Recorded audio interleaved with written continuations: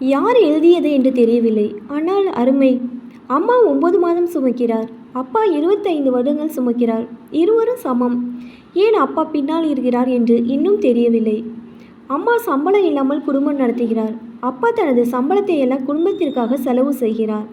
இருவருமே சமமான உழைப்பு. இன்னும் அப்பா ஏன் பின்தங்கி இருக்கிறார் என்று தெரியவில்லை.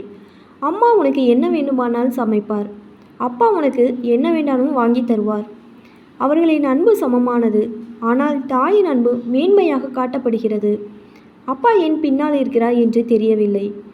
ஃபோனில் பேசினால் முதலில் அம்மாவிடம் பேச வேண்டும். கஷ்டத்தில் இருக்கும்போது அம்மா என்று அழுவாள்.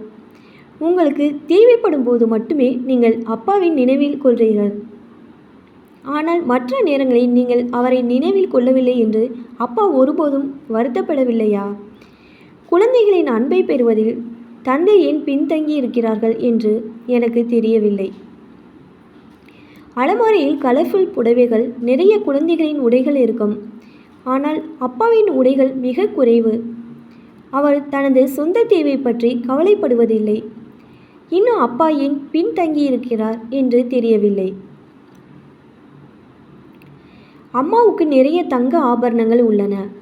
ஆனால் தந்தைக்கு திருமணத்தின் போது கொடுக்கப்பட்ட ஒரே ஒரு மோதிரம் மட்டுமே உள்ளது. இன்னும் குறைந்த நகைகள் பற்றி அம்மா புகார் செய்யலாம். மற்றும் அப்பா இல்லை. அப்பா ஏன் பின்னால் இருக்கிறார் என்று இன்னும் தெரியவில்லை.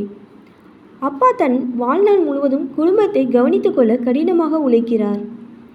ஆனால் அங்கீகாரம் என்று வரும்போது அவர் ஏன் எப்போதும் பின்தங்கி இருக்கிறார் என்று எனக்கு தெரியவில்லை. இந்த மாதம் காலேஜ் டியூஷன் கட்ட வேண்டும் என்று அம்மா சொல்கிறாள். பண்டிகைக்கு எனக்கு புடவை வாங்கி தருங்கள். ஆனால் அப்பா புது உடை பற்றி யோசிக்கவே இல்லை.